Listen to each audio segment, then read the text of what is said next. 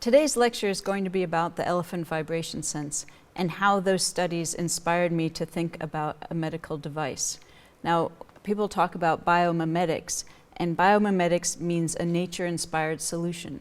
So today's lecture is going to be showing you a biomimetic solution based on elephant communication.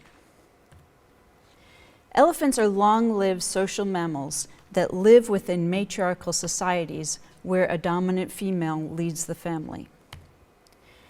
Female calves are born into family for life. Mom is the center of the universe. Now, family is important not only for protection, but also to learn how to survive. Socializing is very important to elephants. Extended family groups meet up for a drink, sometimes well after dark, and this is where a lot of the social interaction happens. Bonds that are formed early in life can stay with those elephants for life. These two individuals born within the same family will actually be living together throughout their whole lives. Male elephants, on the other hand, leave their family groups at the age of between 12 and 15 years and then form bonds with other adult males. So this is a young bull that has left his family and then now enters the adult bull world. I'm going to talk to you a little bit about elephant behavior just to orient you. Elephant behavior can sometimes be very overt.